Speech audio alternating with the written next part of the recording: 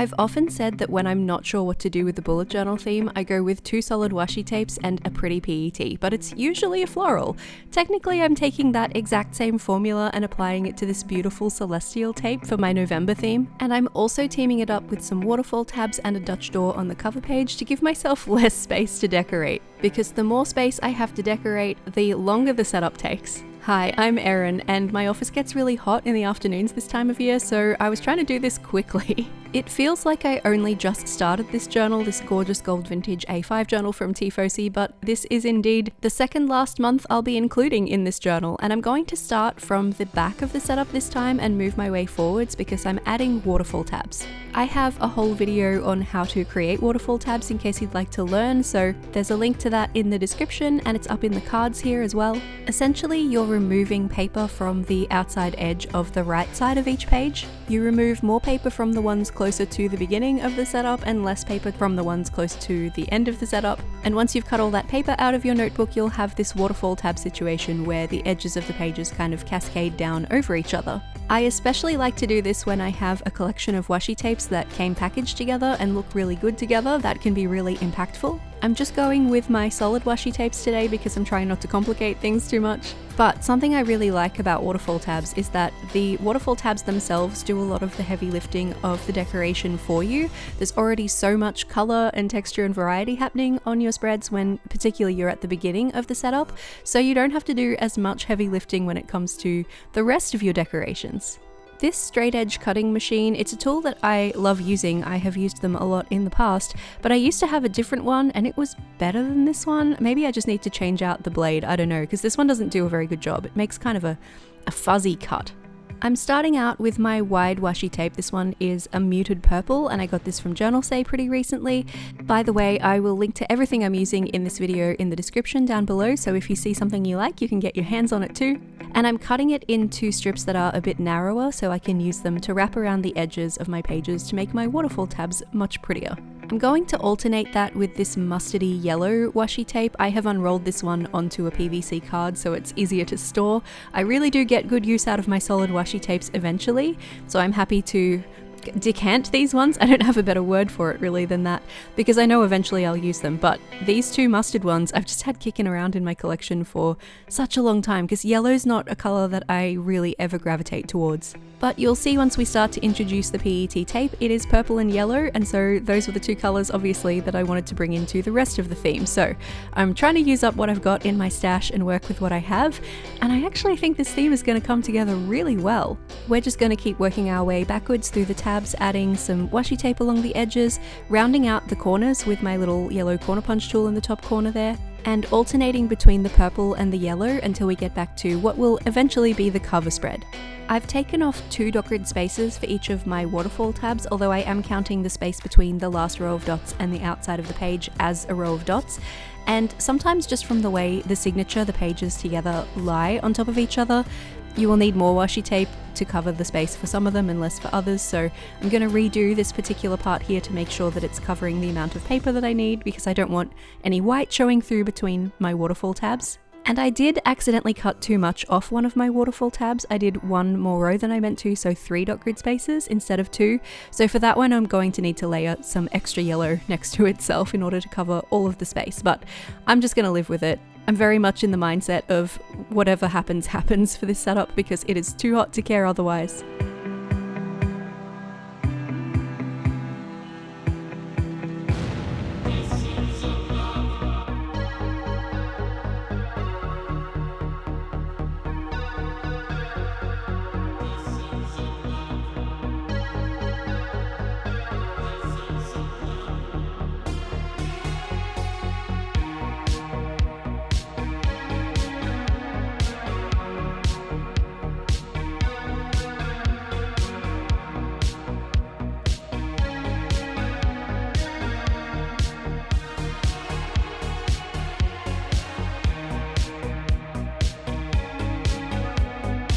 Something I do very much recommend when you're planning to use waterfall tabs is going through and planning out your layouts ahead of time to make sure you'll have enough room left over to do everything that you still want to do. Sometimes you can get confused and forget that half of the page will be missing and plan to do something like a calendar and then realize that you cut off all of that paper, so pencil's your best friend here. Now that all the waterfall tabs are cut and coloured, I'm going to move on to my cover spread. I'm planning to add a Dutch door to this first page, which means I'll be cutting away some of this paper too, but I'm going to follow the edge of the design from my PET tape. So I'm going to build out something pretty along the right side of the right page, and then I'm going to cut along the edges of that. The idea here is that the colours of the waterfall tabs underneath will show through behind the edges of the Dutch door, and I think that would look really cool. I've basically completely covered what will be left of the right page with my purple washi tape, and I'm adding a strip of it down the left side of the left page too.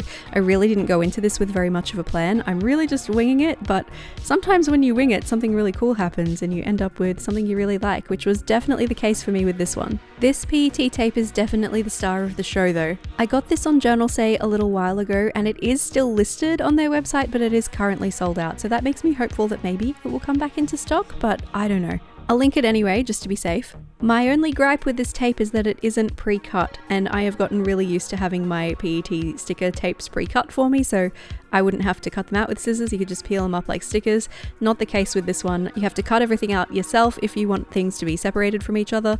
In some cases, like I'm going to do on the left here, you can kind of just stick a whole strip down in one go, but it's not always the case, at least for a setup like this. So I did spend a lot of time with my scissors going around the outside of things, but the payoff was definitely worth it in the end. I'm going to cut a lot of the cutting out process from the video because that's incredibly boring to watch, but the entirety of this setup took me around about 3 hours from start to finish.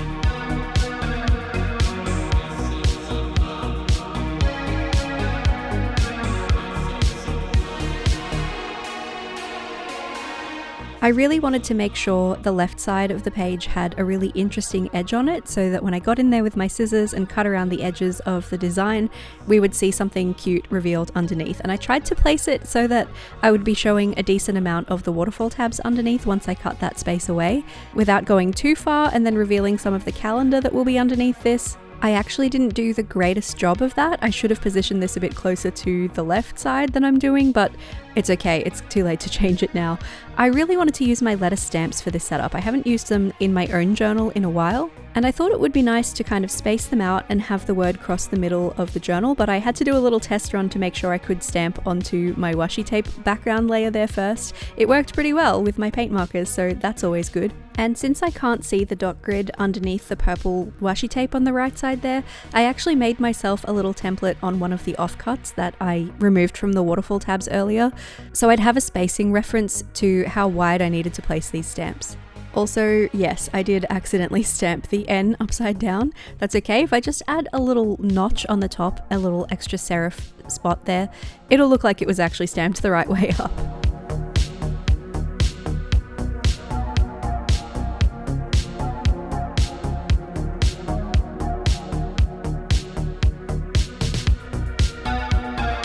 This cover spread is almost finished. All that's left to do is to cut away the extra paper from the right side and hopefully reveal my waterfall tabs underneath.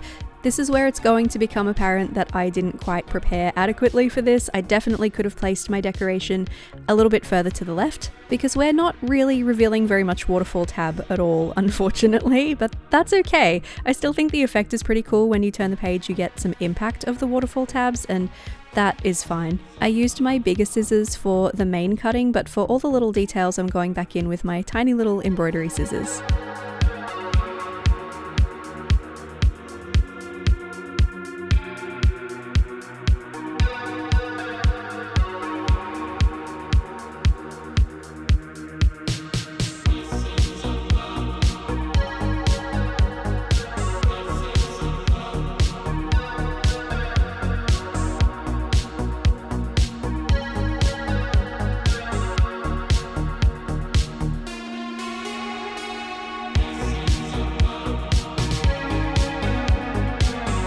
That's the cover spread done. It isn't quite what I envisioned, but I think it's good enough. And that's the great thing about not going in with too much of a solid plan. It's very easy to pivot. Our next spread is a calendar spread, and I'm going fairly basic on the way I set this one up. It's going to be a typical calendar grid with an extra space in between each row for the number for each day of the week to sit in. Each of the calendar boxes is 4 dot grid spaces tall by 4 dot grid spaces wide, and there is that extra space at the top. So if you wanted to count that, it would be 5 dot grid spaces tall and 4 dot grid spaces wide. I like to start my weeks on Mondays, which means November is a bit of an awkward one. It finishes in a nice place, but it starts on a Saturday, so it's got this wonky kind of 2 extra days up the top right corner there.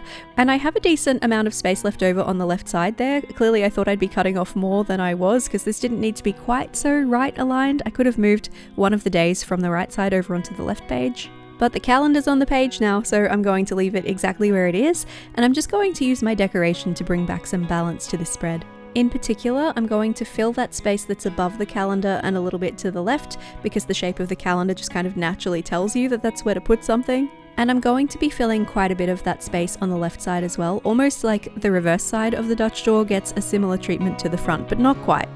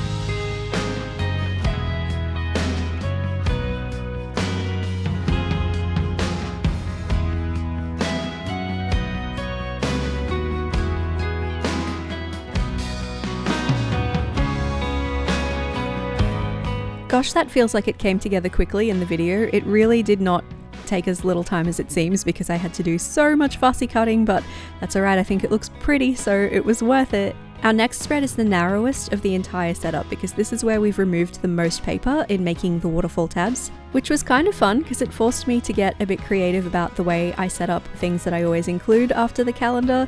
For me on the left page, that is my kind of future looking spread. It is for goals and anticipating upcoming events and things I'm enjoying and things I'm working on. And on the right page is my habit tracker, and I'm going to need to improvise a little bit on that one already because my washi tape edge for that one is the one that I cut too wide, so I had to put extra washi tape, and now it's covering part of where I planned out my habit trackers to go, so time to pivot once again. Having said that, I really enjoyed using these narrow pages to set this up, and I think I will really enjoy using these narrow pages for their function in November too, so much so that it's got me really thinking about using a traveler's journal for next year for my bullet journal, which is something I was considering anyway. I have 2 traveler-sized notebooks in my possession already that I think would work for it, both from Notebook Therapy. I also have an original sized Suki journal from Notebook Therapy, which is a smaller one as well, like a little bit smaller than A5. But also, I was considering maybe using a blackout journal, which would be another A5 size. So I'm kind of torn. Let me know what you think down in the comments. What kind of journal would you like to see me use next year? I will not be going bigger. I absolutely will not use a B5 or a square journal for my bullet journal at this time. That is just too much space for me. But do I stick with A5 and go blackout, or do I go for something a bit smaller? I would be very interested to hear what you think. I've decided to go for tiny calendars for my habit tracker because I feel like they are the most space saving, and I originally had 2 dot grid spaces in between each one, but because of my washi tape infringing on the right side there, I've decided to move the right column of the habit trackers in one, so there's only 1 dot grid space in between them now instead. There are a few different ways you could fill out a habit tracker like this. You can colour in the day that you complete the habit with a colour that matches the theme of your journal. You can draw a circle around it or put a cross through it, or if you're doing something like the don't break the chain method, you could draw a line through them as you complete them and try to keep the line going. I'm kind of a 1 pen through the month while I'm working on stuff kind of girl. I don't really like to have a bunch of pens out all the time, like markers and things, so I tend to just draw a circle around the days that I complete the habit because I can just do that with whatever pen is my go-to pen at the time, and that continues to work well for me, so I'll continue doing it.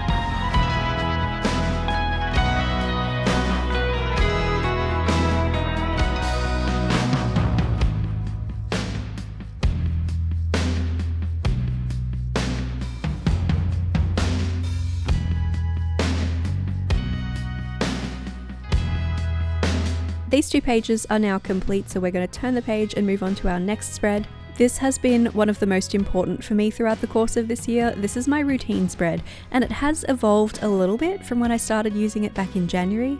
It has helped me to really learn so much about myself, when my brain is functioning at its best as far as getting work done, what I'm like in the mornings versus the evenings.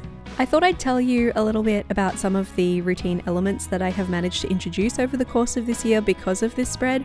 One of them is as simple as having breakfast. I basically never used to do that. As someone who works from home, I also used to quite often roll out of bed and just work in my pajamas, which sounds idyllic if you're not in a position to do that, but it does kind of leave you feeling a bit sloppy. So something I've been doing this year is dressing to go to work, even though going to work is walking from my bedroom to my office, which is like 10 meters away. Something that I'm working on introducing now is some limitations around using my phone, particularly with regard to social media. So I don't want to fall into too many more TikTok holes. I just don't want to live my life there. So I'm experimenting at the moment with not looking at my phone first thing when I wake up in the morning. Love that. Do very much recommend it.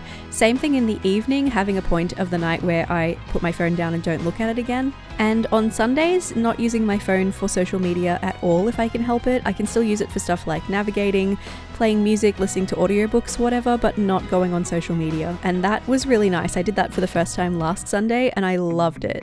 So the way the routine spread works, obviously you can see here on the left side, I've got spaces for weekly, morning and evening routines. I can write down what I'm trying and adapt it as I go. And the space on the right side is for reflection. So what's working about the routines I'm trying this month and what's not. And having that information helps me to refocus for next month, refine things a little bit, and hopefully make things work even better going forward.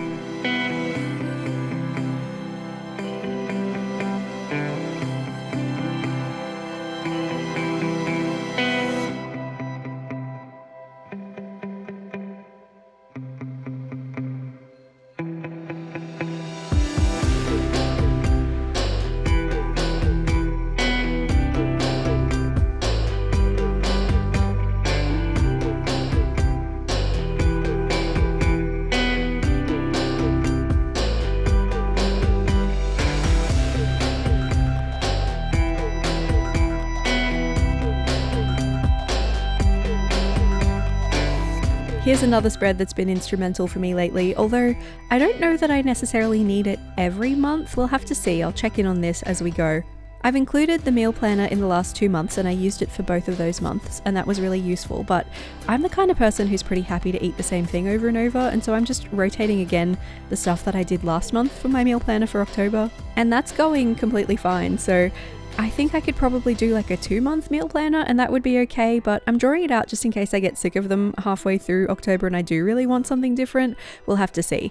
As it is, I've set this up in columns. There are 6 columns, but they're really 3 sections divided into 2 columns each. Each one of those sections is for a week, and I will decide some meals for myself over the course of that week and write an ingredients list in the other column, and then I'll just rotate through them so the 3 weeks can just go for as long as I really need them to until I get bored and want something else to eat. I will admit this is about the time of the setup where I was getting really sick of stamping, because that also takes quite a bit of time. And the paint marker I was using to colour my stamps also has a bullet tip on the opposite side to the brush tip that I've been using for the stamps. So I just switched to the bullet tip and wrote the headings for my columns with that instead, because it is way faster.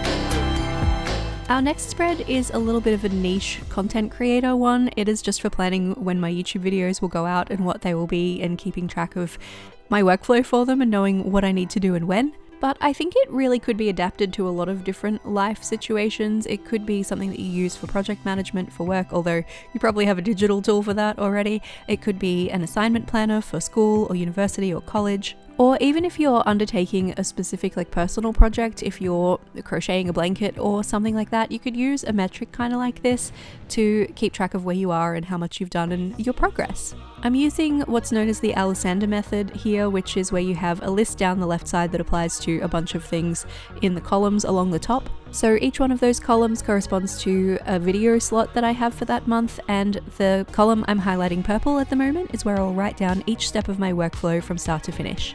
At this time of year, I tend to have a few videos cooking all at once, so it's helpful for me to see where I'm up to on things, and I'm referring back to last month, the October setup for this, just to copy the headings over because they worked really well. I didn't miss anything, so I'm just going to copy everything from that spread over to this one.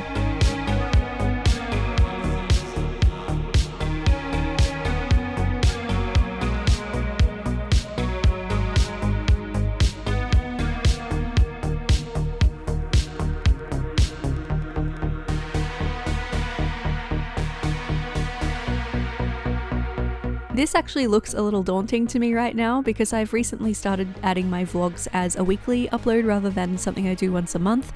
That means there are a few more video slots than there usually are, but I think it's going to be a good month regardless. And now we get to decorate, and I've done quite a bit of kind of wrapping around my decorations, filling up space with them because they are quite large. So this time I'm going to try and keep it just to the left and right in what I call my column decoration method.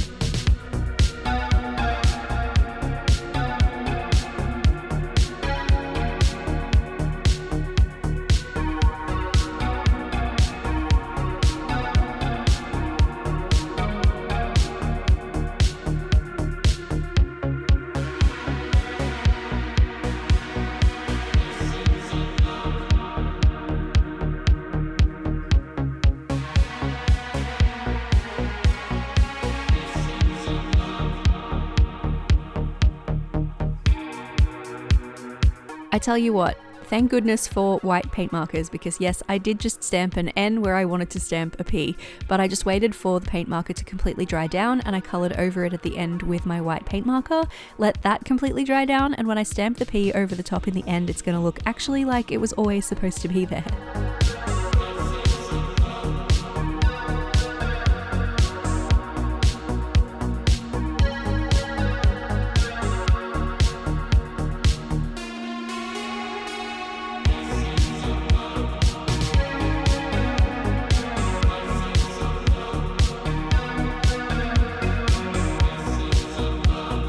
Just the first weekly of October remains to set up, and this one I actually changed my mind in the process of setting it up the way I was going to do it. So originally I'd been planning to do what I call a SWOT analysis weekly, where I just divide each page into quarters and roll with that, decorate as I feel fits as we go. But as I was drawing out the second line highlights for the first box, I kind of thought, I think that's enough space, hey? And if I move things up a little bit and make the boxes a bit smaller, I'll have room for decoration at the bottom. Maybe that's a good idea. So I kind of just rolled with it. The PET tape I'm working with does have lots of tiny little elements that you can cut out and sprinkle around, but most of the main ones are pretty big. So this was actually a really good idea because I don't really know how I would have fit them in otherwise. They take up quite a bit of space on their own. And I do of course need to plan my weeks out on my weekly spread, so I needed some space for that too. This ended up being the best way to balance both. I will be setting up further weeklies for this theme, but I'll be doing them probably at Stash Hangs, which is a stationery social night I attend every second week, so keep an eye on the vlog if you want to see those come together.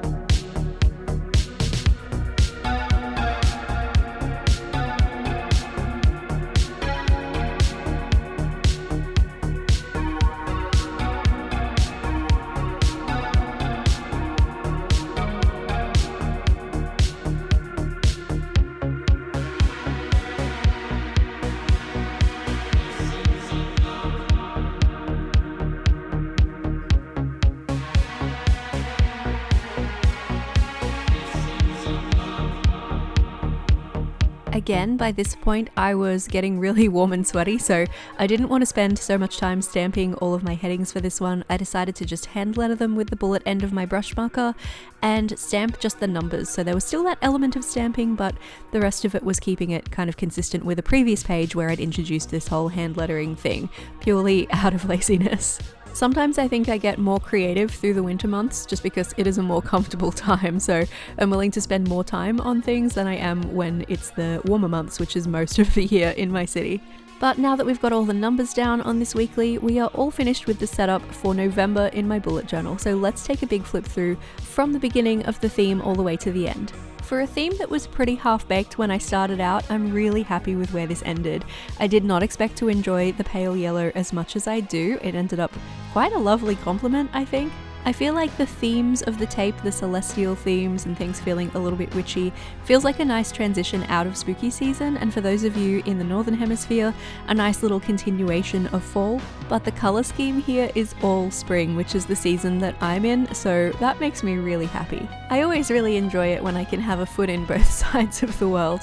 Thank you so much for setting up my planning pages for November with me. I love having you along for the ride. If you're keen to keep watching, here is a playlist of all of my bullet journal themes so far this year. And if this one wasn't quite your cup of tea, I have an alternative for you. Here's November in the mystery journal, which was funnily enough themed around a witch's tea party.